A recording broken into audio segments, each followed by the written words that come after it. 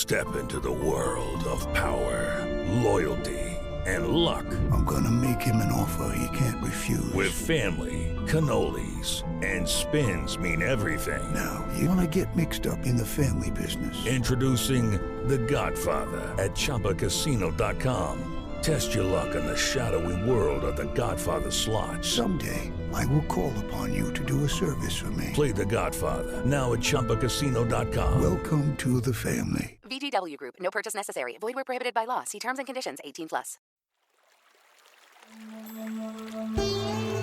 Hi, everyone. I'm Deb Flashenberg. Welcome to Yoga, Birth, Babies, a podcast produced by Prenatal Yoga Center.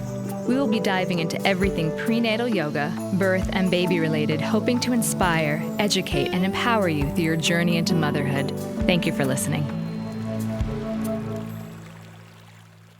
Hi, I'm Deb Flashenberg. I'm your host for Yoga Birth Babies. And today we're going to talk about the book, Why Did No One Tell Me This? And to have this conversation, I have the authors of the book, Natalia Haile and Ash Spivak. Natalia is a birth doula, lactation specialist, and reproductive health advocate. She's worked with hundreds of families, supporting them through pregnancy, childbirth, postpartum, and beyond. And Ash is an internationally certified birth doula trainer, and co-founder of All Bodies, a digital platform for future-forward classes to learn about your body. It's a really great conversation. They really get into the nuts and bolts of what you wish you had known before you got pregnant, before you had your baby, and heading into postpartum. It's a really fun conversation. Before we get to that, I just want to continue to thank the whole community that continues to show up for classes, workshops, teacher trainings. I know it's wacky that everything's now online. We have been online for more than 6 months.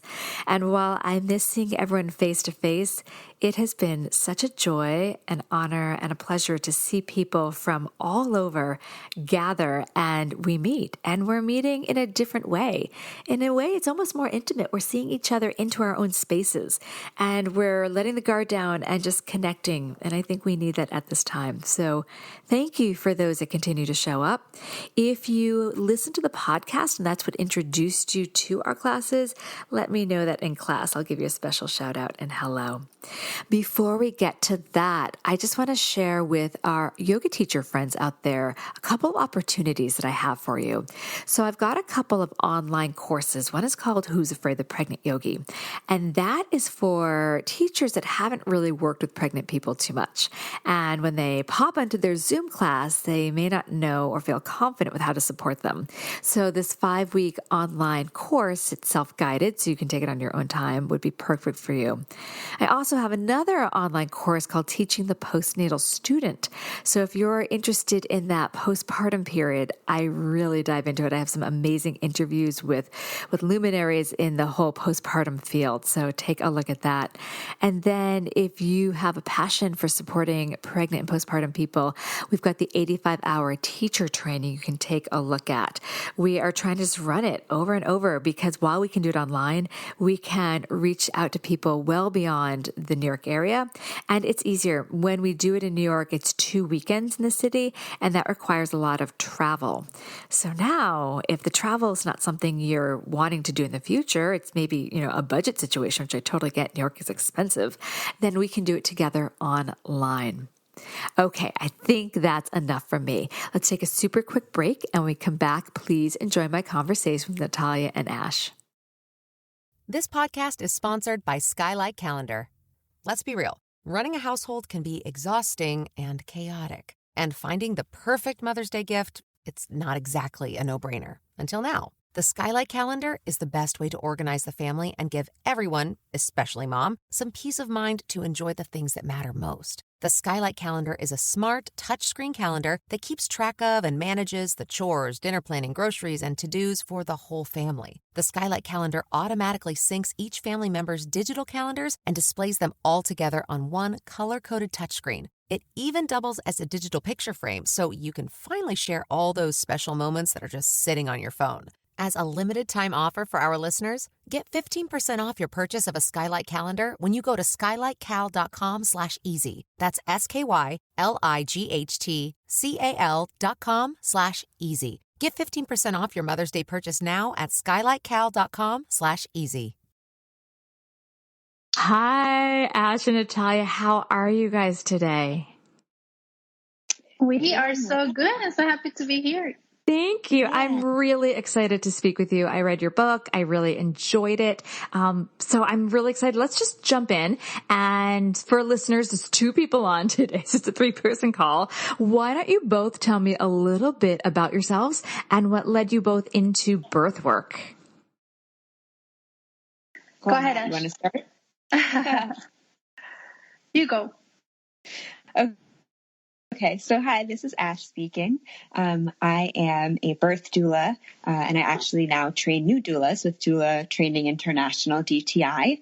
I'm also the co-author of the book, Why Did No One Tell Me This? The Doula's Honest Guide for Expecting Parents, with Natalia, who's here with us today as well. And I'm also the co-founder of All Bodies, a digital health and healing club. And what led you into birth work? Introduce yourself, Nat? Well, I'd love to hear, Ash, what led you into birth work? Oh, yes. Oh my gosh. Well, so many things. You have like the very conscious version of it, and then you look back and you're like, oh yeah, obviously this is where I landed. That wasn't as conscious at the time. But very linearly, I was really interested in nutrition, after college, and had always been an athlete. And, as I was going through nutrition school, just started learning all these things about my body that I'd never learned before. It was kind of like, hence the title of my book, Why Did No One Tell Me This? And I actually was really interested that hormones was really left out of the curriculum, which was wild to me because it's so central to everything.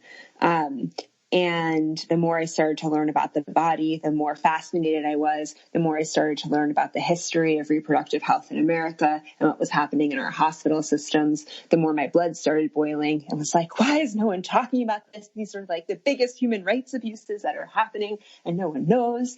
I had heard about doula work through a friend of mine who was a doula at the time, and as I was learning all these things about the body, became interested in pregnancy and thought that I would just tailor my nutrition work to focus on people in pregnancy, because it felt like this beautiful time where people were more willing to make change because they were working for someone, outside of themselves. And it was this 9-month incubation period, which is a great time for new habits to form.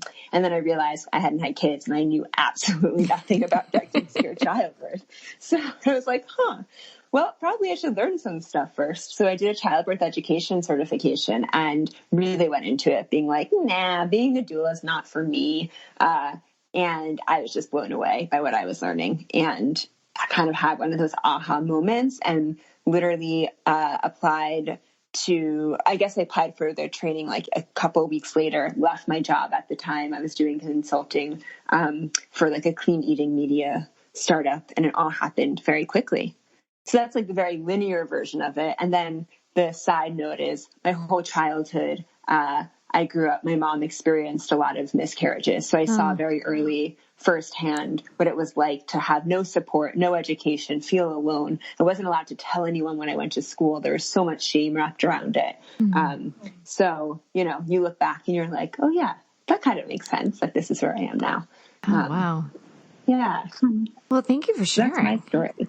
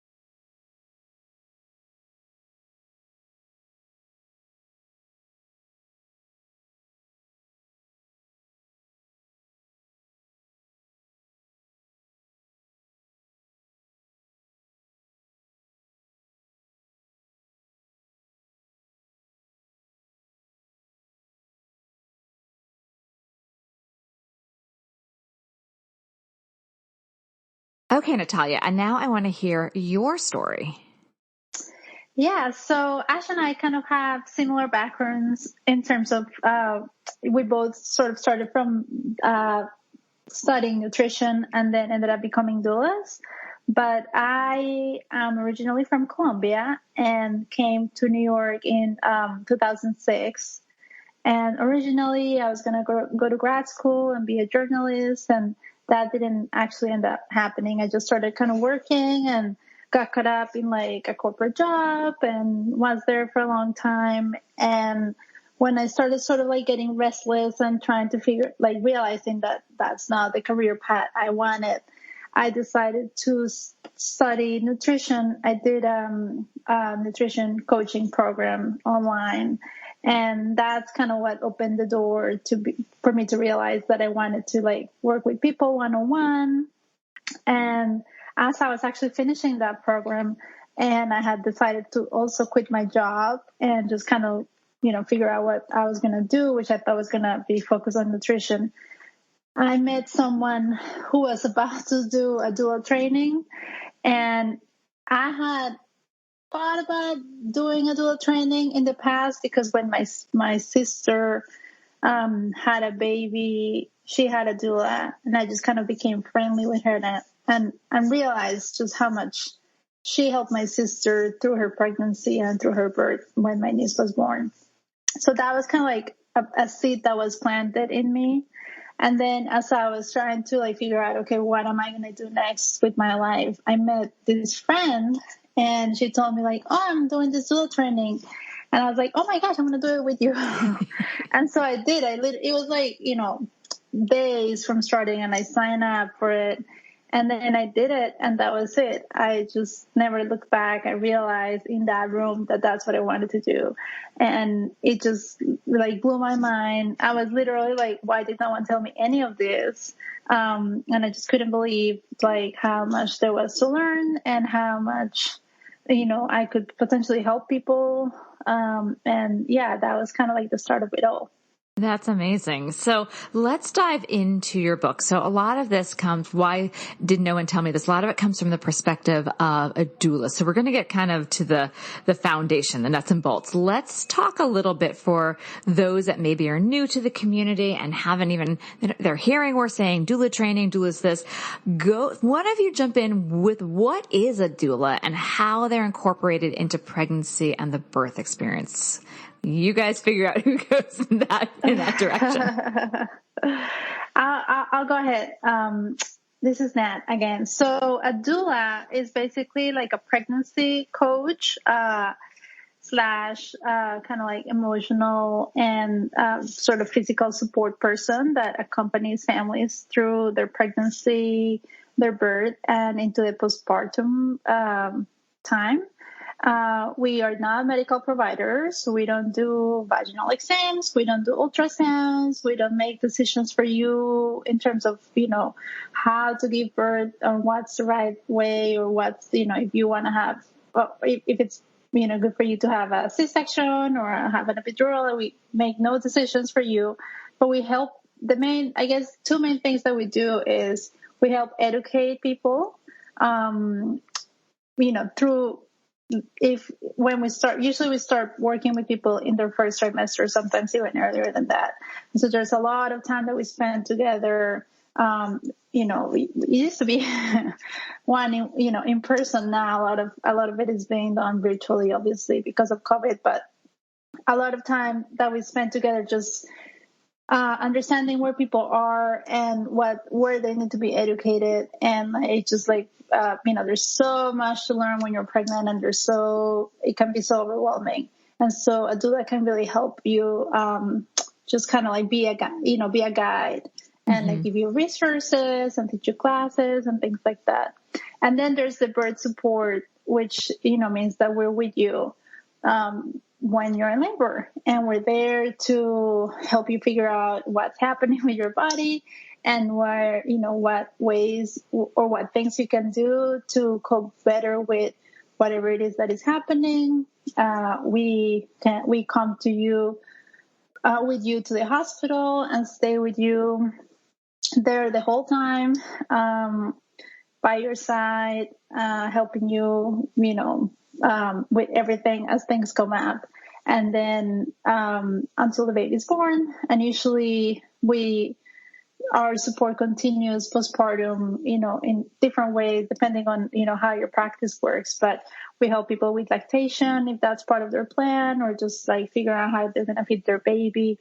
We help people with postpartum healing, and, all sorts of things that come up in postpartum that are so important, that, a lot of times people are not even thinking about when they're pregnant, or are too overwhelmed postpartum to even figure out that they need. Mm-hmm.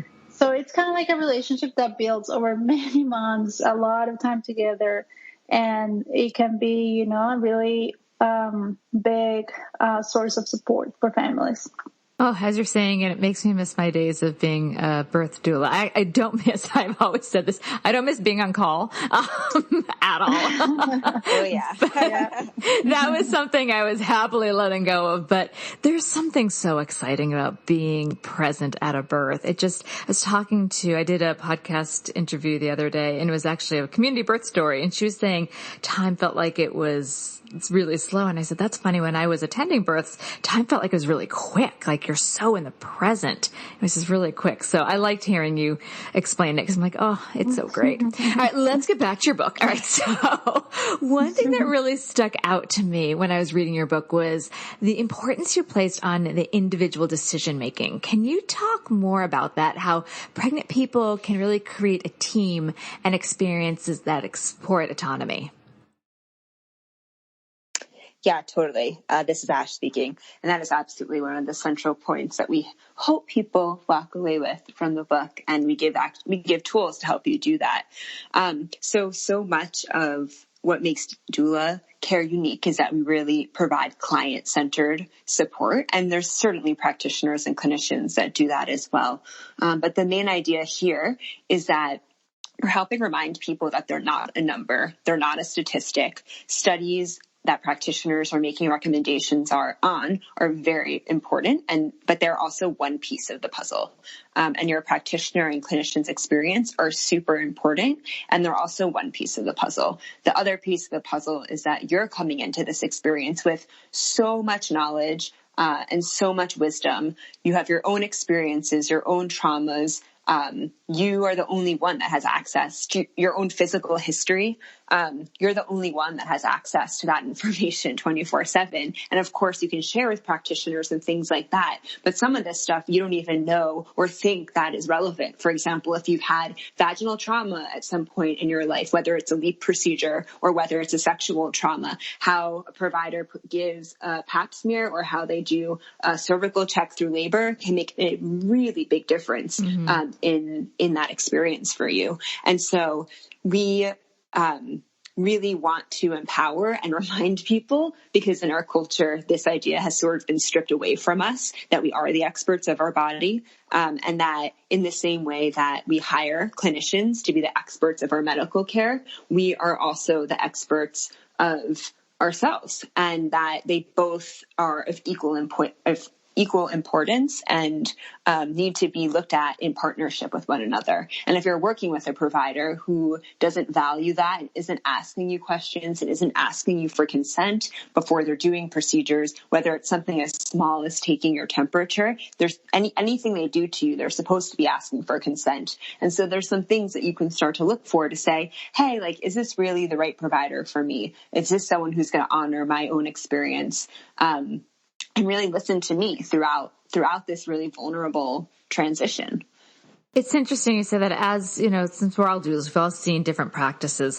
One thing, as you say that, it really reminds me of witnessing some care providers that have heard their clients be like, okay, I've had sexual trauma, and then watch how they support that person. I remember I worked with Dr. Rodke years ago, and my client was really hesitant. We talked a lot about vaginal exams, and to watch a care provider that had a lot of sensitivity around that was really astonishing, because I'd seen the other side, and I'm sure you guys have seen this too, where there hadn't been as much conversation. It was kind of done to them. Right. So Totally. I'm glad that you're saying, like, look for these things early, because how they're treating you in the office is going to not be that different than how they're treating you at the birth. That's a great point. And that's the thing, is people find their providers very early in their pregnancy. So they're not necessarily thinking, I mean, for the average person, they're not thinking about their birth experience yet. Right. The average person doesn't even know that a midwife is an option for them. Right. And so this is where so much of the education comes in, and why we were so excited with this book to hopefully reach people even before they're pregnant, or really in the early stages, because so often we hear, oh yeah, I'm just going with this practice because my best friend used them and she loved them. Or I'm staying with my doctor because, we have such a great rapport and they're so fun and they're so nice. Awesome. But that doesn't mean that their practice or their values are going to necessarily align with what you need. And so really starting to think about that early, because particularly in busier cities, it's harder to switch your practitioner. And especially now during COVID, it's even harder in some places. Absolutely. So, yeah, absolutely. Start early, start before. I love that idea. Yeah. All right, there's a part of your book in the beginning that I really, really liked. You started talking about kind of blocks and questions and suggestions. So let's jump into, if you can talk about some of the extra blocks that the LGBTQ, I said all that, I was like one big word together. I did not enunciate that very well. Folks may encounter and suggest through some of the uncomfortable questions. Sure. Not you want me to go, or do you want to jump in? I'll jump in. Yeah, so I love that part of our book too, and have to do a shout out to Morgan Richardson and Alexandra Garcia, who helped us. It was really a unique part of your book, because I've read a lot of birth books and I haven't seen that segment. So I'm going to give you guys an extra shout out. That it was awesome and important that you included that. So yay. Yeah, thank you. Yeah, we definitely felt the same when we were, researching other books to write our book. And that's why we wanted to give voice to Morgan and Alexandra and have them kind of share from their perspective, because not only have they been through the experience of, getting pregnant and starting a family as a queer couple, but also work. They're both, Morgan is a doula and Alexandra is an acupuncturist, and they both work through their practice, woven bodies, to empower people in this community and educate people in this community. So we really wanted to give them, this voice and learn from them and have people learn from them. But yeah, there's so many things that, if you're kind of like getting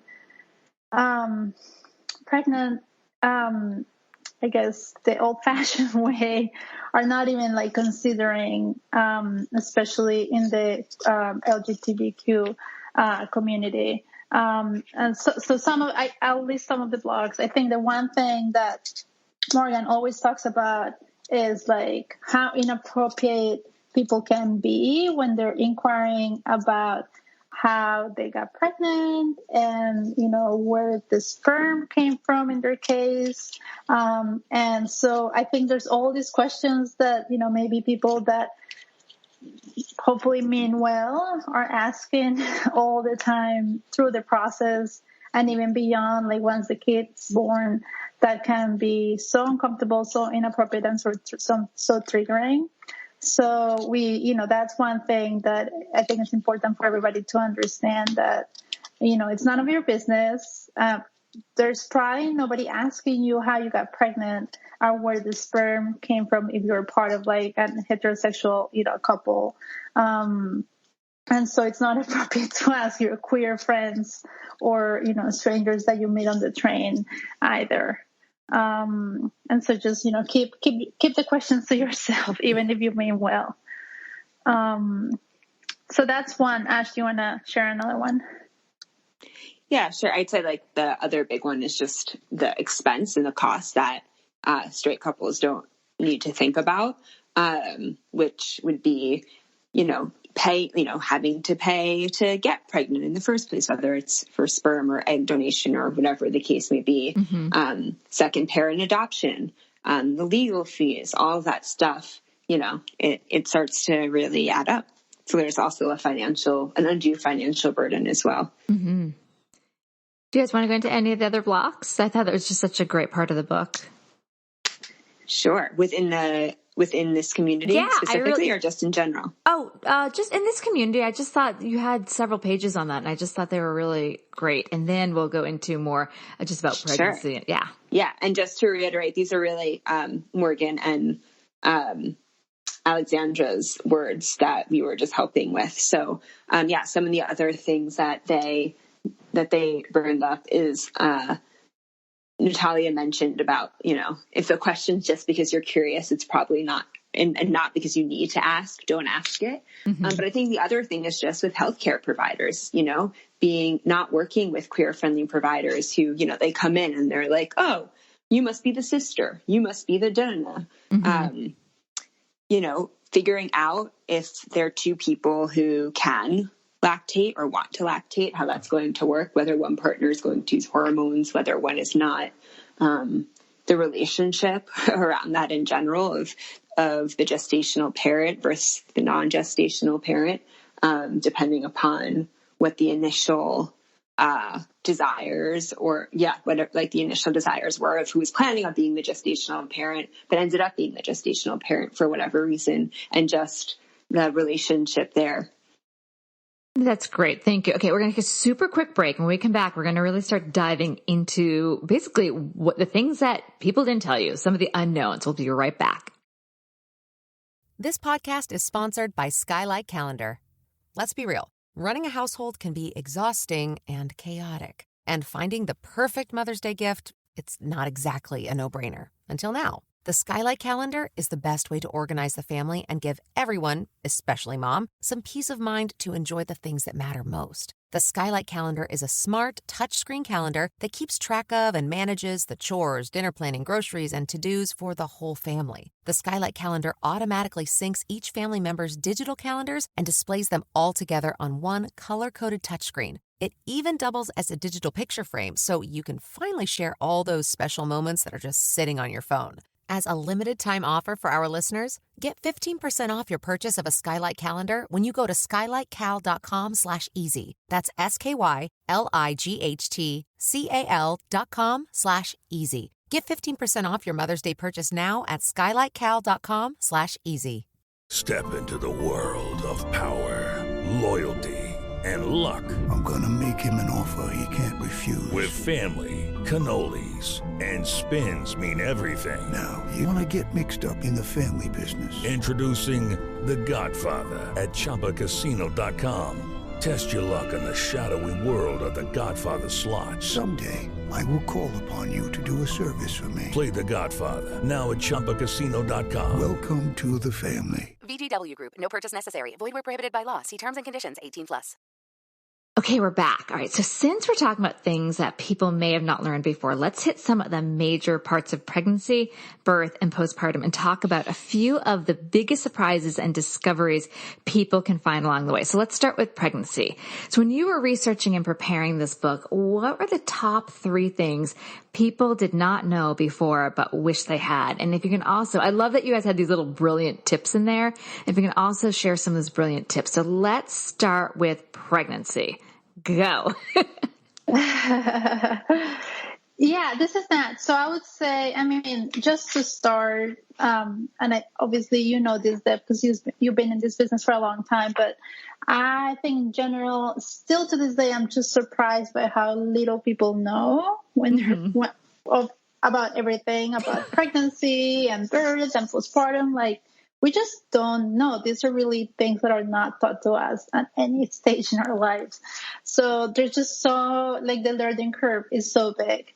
But the one thing, and we were talking about this a little bit already, and Ash mentioned it, is that it's just so big.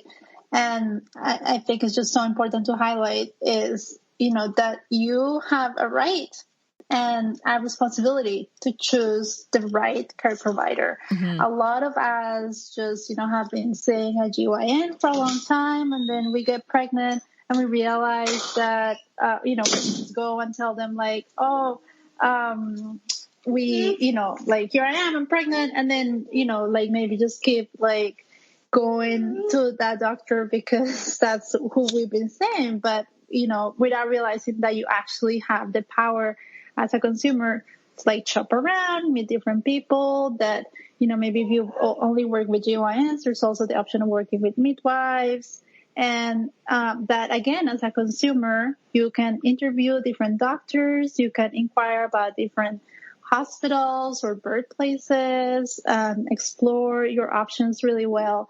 And, that it's such an important decision that can really determine and change so much of how you end up experiencing giving birth. I would say you're spot on that. I'm actually always, I shouldn't be, that's kind of dumb that I am surprised, because after all these years you'd think I'd come to expect it, but a lot of people don't even know what a midwife is. I'm sure you guys get this. If you say you're a doula, like, oh, is that a midwife?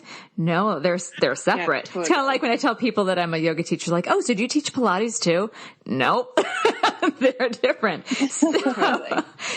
People, totally. Midwifery for the majority of our population, it's not even in their mind. It's not even a possibility. So yeah, you're 100%. So great. Keep going. What else? What else do you think people are surprised by? Go ahead, Ash. Yeah, and just to piggyback off of that first one, it's just even we hear from a lot of second-time parents, oh, I wish I knew about doulas my first time too. So that's a big one we get to, is like, I didn't even know what a doula was or that they existed. That's something I would have liked to have. Okay, so then another one I'd say is definitely around due dates and baby weights. And that both of those things are huge estimates.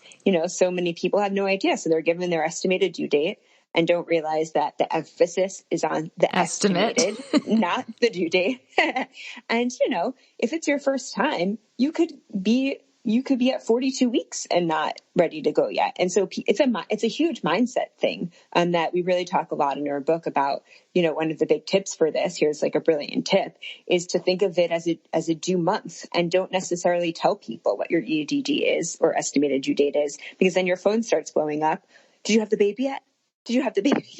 And it could be another couple of weeks, and it could be stressful for some people. So we always say, like, plan for the long run. If this is your first time, imagine that you're going to that full 42 weeks. That way, if baby comes earlier, great.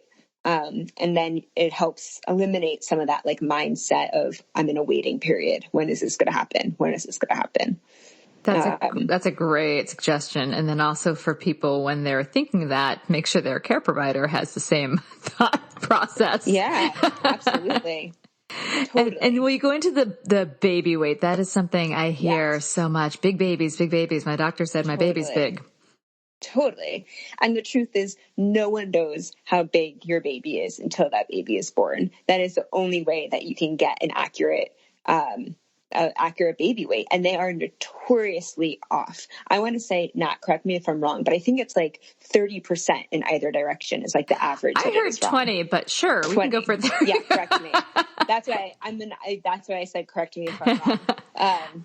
So point is, it's a pretty high percentage. And it gets more inaccurate the further along someone gets, which is what really drives me crazy, is that's 37 weeks a student be like, my baby's this pound. I'm like, we don't know that. And then it weighs on someone's brain if they've been told your baby's so big. Exactly. And then all of a sudden fear starts taking over of, how am I going to get this baby up? And so that's really the other big one. Oh, that's a great one. All right. So let's go the same thing. 3 top ones about birth. And again, one of your brilliant tips. I really love that section. That was very smart of you to put that in the book. Oh, thank you.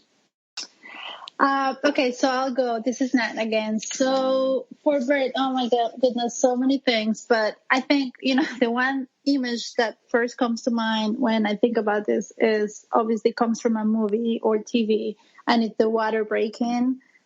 which is such a classic cliche that's, in every Hollywood movie and every TV show of like the pregnant They're person screaming and just floods of their fluid. water breaks, they're like rushing to the hospital, a baby's born within seconds. And so, like it's just it can happen that way for sure, but usually it's very far from that.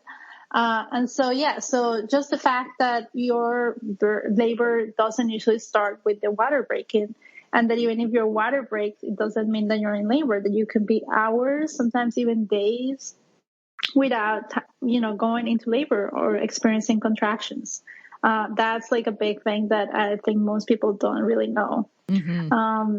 And then, to that, just kind of like tied to that is just the fact that labor is long, and that, maybe if you've had other babies before and you've had vaginal births, there's a chance that you might have experienced like really quick labors. But usually, especially if it's the first time around, you're looking at an average of about 24 hours or even more of just, being in labor.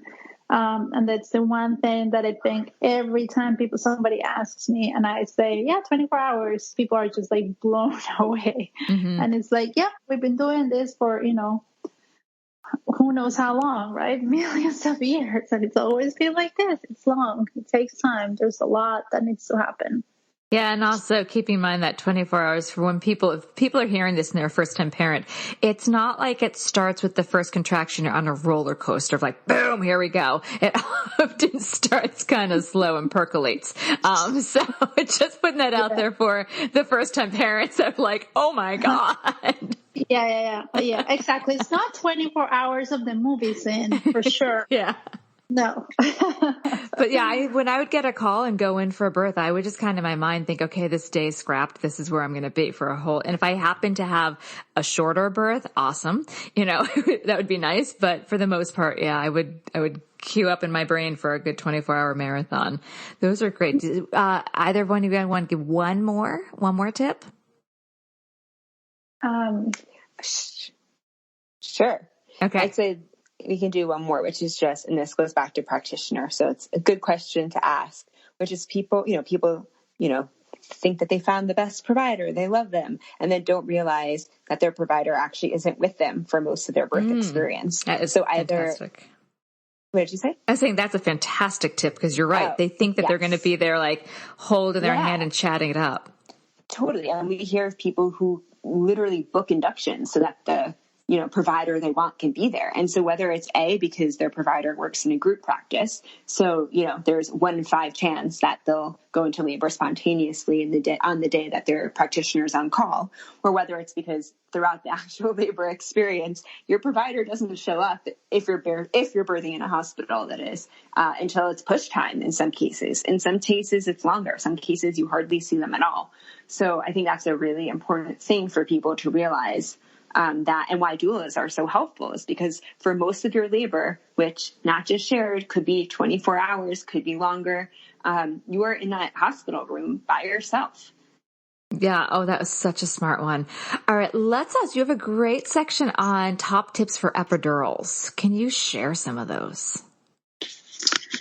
Oh my gosh. Yes. I love that too, because it's such a big thing that, again, people don't know, and it can make such a big difference in how, you experience having an epidural.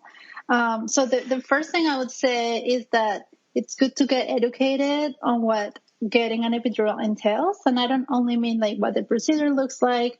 Not everybody might want to know all the details of, how that works in their body, but you do want to know that there's like a whole package that comes with having an epidural. There's like, you have to have blood pressure cuff. You have to have a catheter because you're not allowed to get out of bed. So you have to pee, in the bed. You have to have usually like your vitals and your temperature checked. Your, kind of like, usually it's funny because in a lot of hospitals, we hear the term of walk-in epidural, but to this day, I've never seen that. I've never seen anybody actually walking in an epidural because they don't let you. So once you have the epidural, you're just going to be on the bed the whole time. So again, it's just important to understand that there's a whole kind of like there's a whole set of things that will come with the epidural once you decide to get it. And it's good to be prepared for that. Yes. And then the other thing that I would say that it's so important is to understand and to just encourage yourself or, your partner to move with the epidural. So even if you cannot get out of bed and walk around, you can still change positions on the bed. There's something called peanut ball, and it's called a peanut ball because it's shaped like a peanut. And it's one of those kind of exercise balls that, again, shaped like a peanut that can be very helpful with the epidural because you can put it in between your legs and really helps you open up your hips and helps you get into different positions while you're in bed. That can be very helpful. So that, because if you're kind of stuck in the same position, either laying down or sitting up or whatever it is, you're not really helping your baby find a way down versus if you're moving around, changing sides, sitting up, laying down, going to one side, the other side, using the peanut ball, you're really like opening your hips, opening different parts of your pelvis so that baby can find the way down. Yeah. And I love that you came up with, you talked about the walking epidural because I've had students say, I'm planning on having an epidural, but I'm going to get the walking epidural. So I'll get the best of both worlds. And I feel like I burst their bubble and I'm like, let's just have a conversation. Let's just have a conversation about that. And then another thing, if I can throw out something about the epidural too, which sometimes people don't realize is you can't get it in triage. And if you can be there, at least in the New York hospitals, I'm sure you guys have experienced it. You can be there a while until a room opens up. And so it's just, I guess, the expectation of when you can get it. So I just wanted to throw that little tiny tip in there as well. Thank you for letting me do that. Right. Yes. Sometimes you might just have to wait, until not only you get a room, but anesthesia is ready, and that can take a while. So there's also important to set the expectation that even if you plan to get the epidural, you still need to find or have tools and techniques to cope with labor before and even during the epidural. Sometimes the epidural doesn't take the entirety of the feeling away. Mm-hmm. And actually it shouldn't, because otherwise once it comes down to pushing, if you're not really feeling anything, it's much harder. So good. All right. So let's get back to your top 3 things you wish that the people didn't know they wish they had for postpartum. Well, this is Ash. I'll just start by saying we hear a lot of, oh my God, I spent so much time prepping for the birth. And then you have the baby forever and the postpartum period so much longer. And I wish that I had spent more time thinking about that. Yeah. So I'd say big bucket, that's kind of the biggest thing.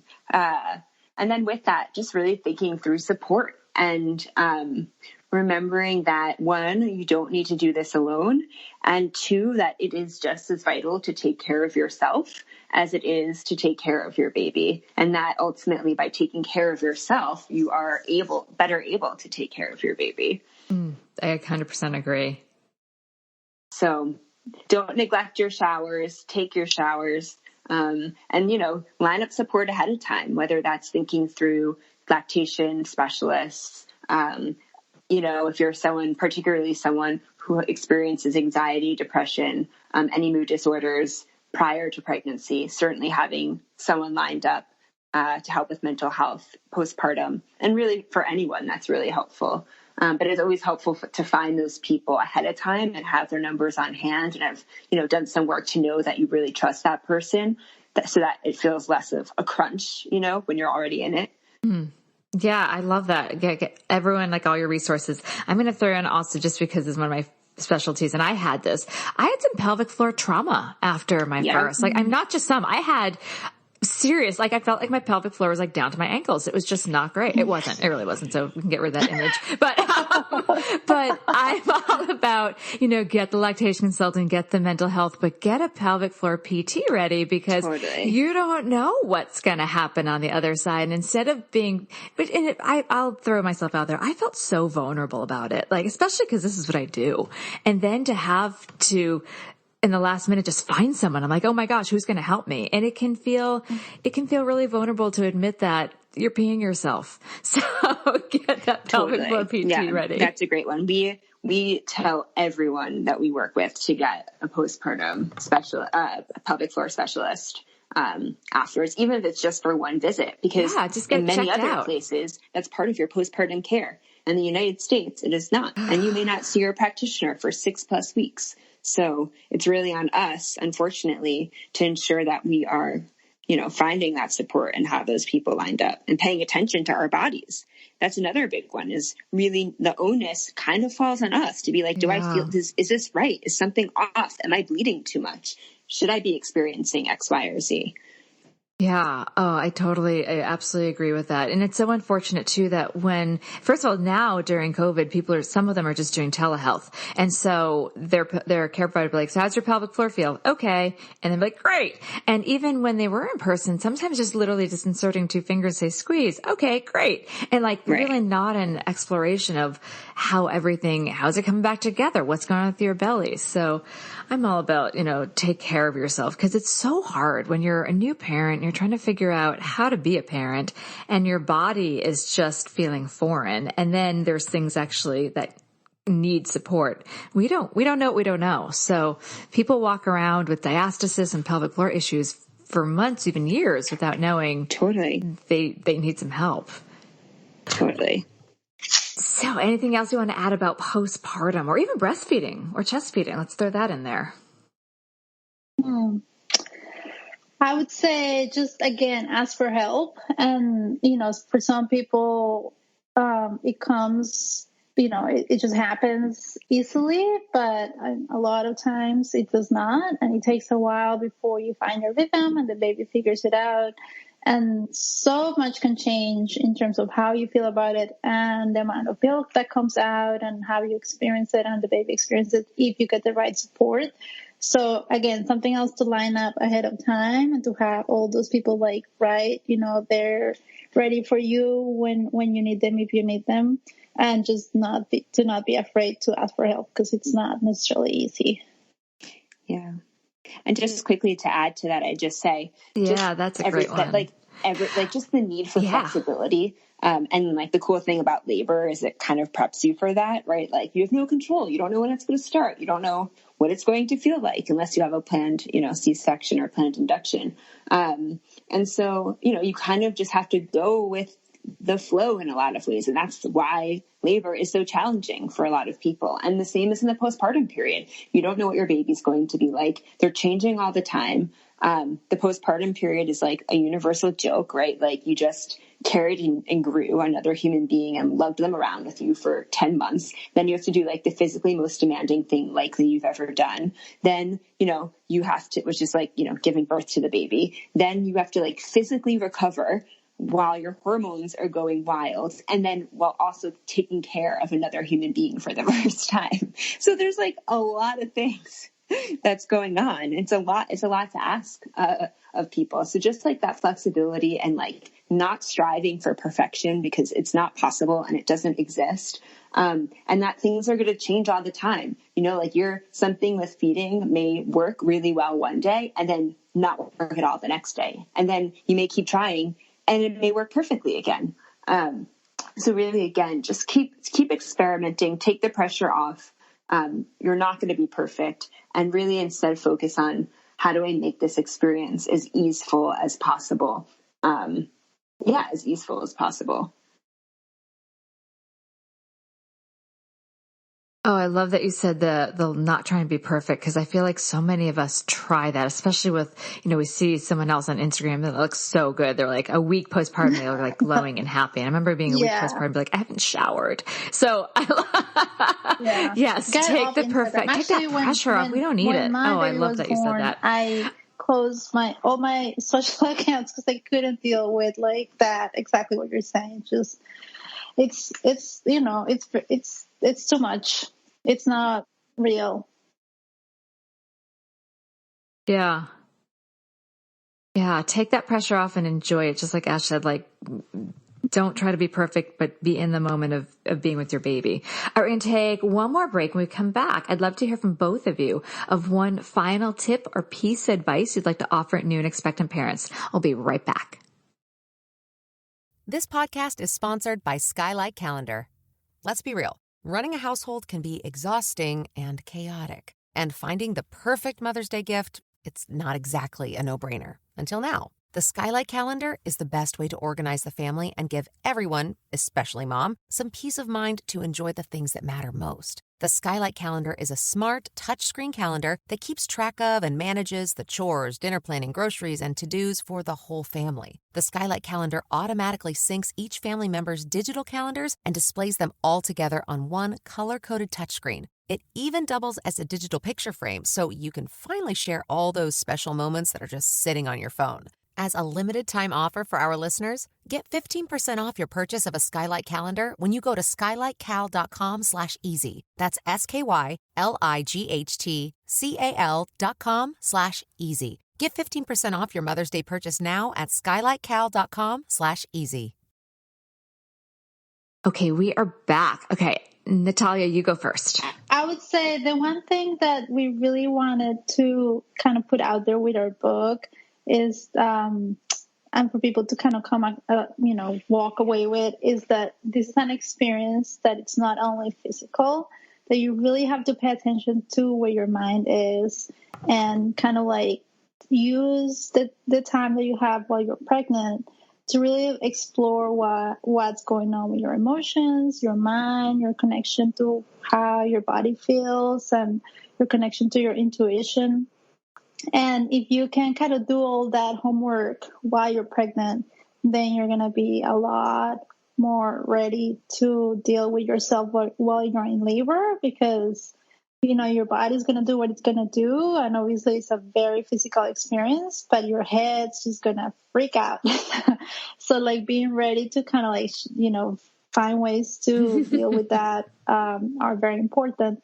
And obviously, as we were talking about, postpartum is such a huge transition that just changes so much who you are, your body, your relationships, how you stand in this world. And so if you are able to do that homework ahead of time to feel a little bit more grounded and ready for that big change, then hopefully it will make things a little bit easier.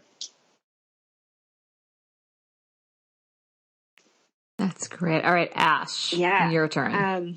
I'd say that to just try, like in the book, we use the framework of a compass. We each have this compass inside of us, right? You have your head, you have your gut, you have your physical, you have your body, and you have your emotions. And all of us are this kind of speaks to what Nat was saying, but like all of us are so used to using our head to navigate everything that we do, right? It's how we think, it's how we talk, it's how we judge, discern, make decisions, talk, read, etc. We're very trained in it.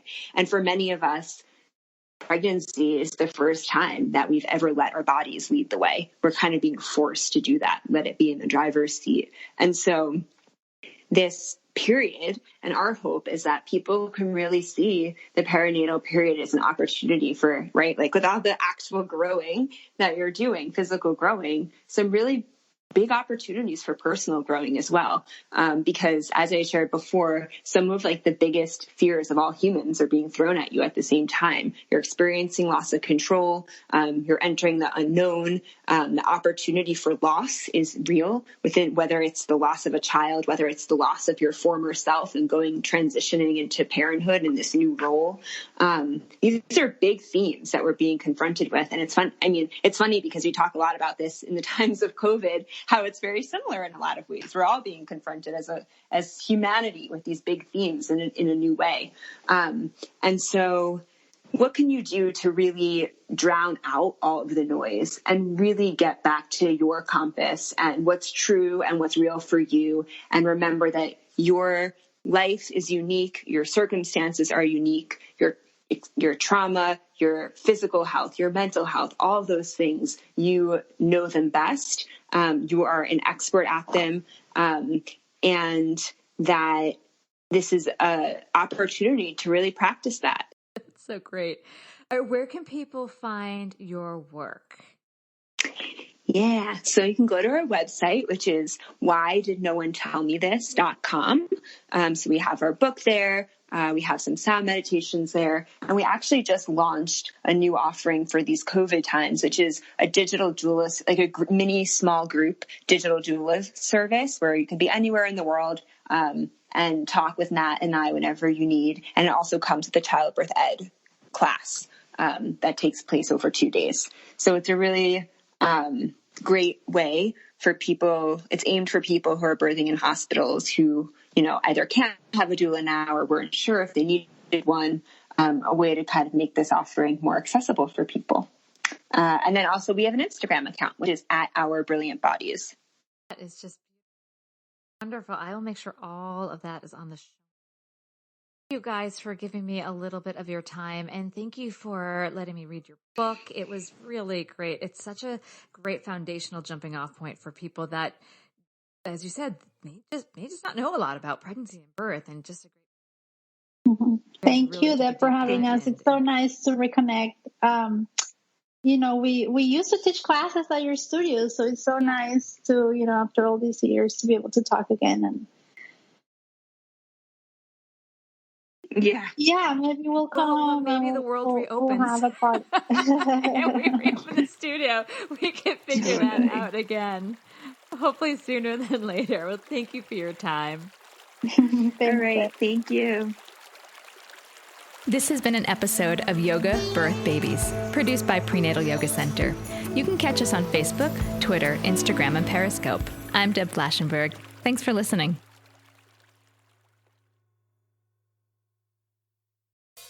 Looks like you need a vacation. Enter the 5-Hour Energy Where Will the Tide Take You sweepstakes. You could win a $10,000 dream beach vacation. Imagine jet setting off to a tropical paradise, having fun in the sun, or diving at a gorgeous reef. It's up to you. No purchase necessary. Go to 5HETide.com for official rules and to enter. That's 5HETide.com. Enter today. Ends June 30th, 2024.